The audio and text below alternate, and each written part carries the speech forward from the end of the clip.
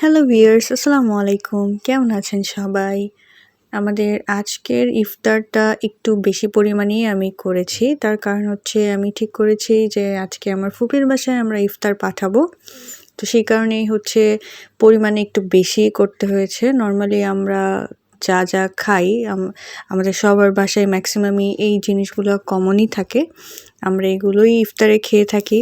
এবং অন্যান্য জিনিসও আমরা খাই, তবে আজকে আমরা ভাজা পোড়াগুলোই দিয়েছি এবং সাথে কিন্তু আছে চিকেন বিরিয়ানি। আমি প্রথমে যে পেঁয়াজগুলো ভেজেছি সেগুলো কিন্তু আসলে ছোলা এবং বিরিয়ানির জন্যই। এরপরে আমি বেগুনি ভেজেছি, ডিম চপ ভেজেছি, আর এই যে এগুলো দেখছেন এগুলো কিন্তু কাঁচামরিচ।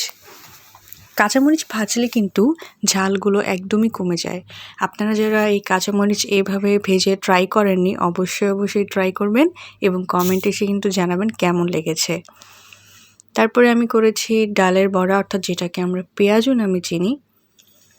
আমি পেঁয়াজু, ডিম চপ, কাঁচামরিচ, বেগুনি এগুলোই আমি ভেজেছিলাম। যেহেতু আমরা খাবো এবং ফুপির বাসায় দিব, তাই পরিমাণে অনেকটা বেশিই ভাজতে হয়েছে। দেখুন এখানে কিন্তু একটা নিচে আরেকটা পড়ে গিয়েছে, তাই পেঁয়াজু ছাড়া কিছুই দেখা যাচ্ছে না। এরপরে আমরা এখানে ফ্রুটস রেখেছি, আঙ্গুর, আপেল, মাল্টা, ছোলা, শসা, গাজর, স্যালাদের আইটেম এগুলো আমরা রেখেছি, এগুলো আমরা দিব। আমরা একটা বাটিতে ছোলা দিয়েছি, সব কিছুই আলাদা করে দিয়েছি। এবং এটা হচ্ছে আমি চিকেন বিরিয়ানি করেছিলাম। মাংসগুলো বিরিয়ানির চালের সাথে অর্থাৎ ভাতের সাথে ভালো মতো মিশিয়ে দিচ্ছি। মিক্সড করলেই এটা কমপ্লিট হয়ে যাবে। দেন আমরা হচ্ছে বক্সে ভরে আলাদাভাবে সব কিছু সাজিয়ে তারপরে আমরা এটা ফুপির বাসায় দিয়ে এসেছি। বিরিয়ানি এবং চপটা কিন্তু ডিম চপ যেটা, সেটা খুবই মজা হয়েছিল। এগুলো সব কিছুই আমার আম্মু করেছে। আমার আম্মুর রান্না সবসময় অনেক মজা হয়। আপনারা রেসিপি দেখলে অবশ্যই বুঝবেন যে তার রান্নাগুলো কিন্তু আসলে সত্যি মজা হয় এবং যারা খেয়েছেন তারা তো জানেনই। আমরা একটা বাটিতে ছোলা দিয়েছিলাম। এই বক্স পুরোটাতেই আমরা ছোলা দিয়েছি, কারণ তাদেরও সবাই বড় সদস্য। তো এই কারণে পরিমাণগুলো একটু বেশিই দিতে হয়েছে।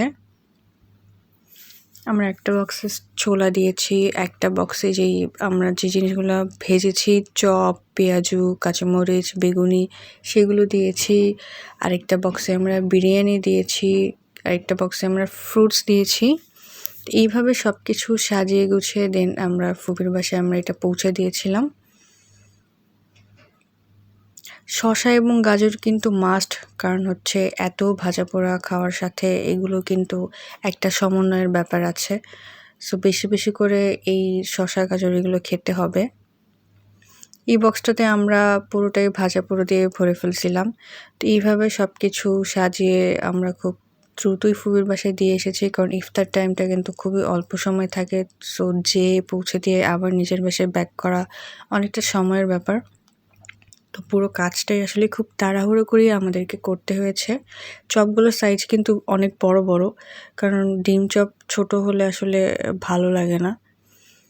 আমাদের ভিডিওটা কেমন লেগেছে এবং আমাদের ইফতার আইটেমগুলো কেমন লেগেছে আমাদেরকে কিন্তু কমেন্টে অবশ্যই জানাবেন এবং এই কাঁচামরিচ কিন্তু আপনারা অবশ্যই ট্রাই করবেন।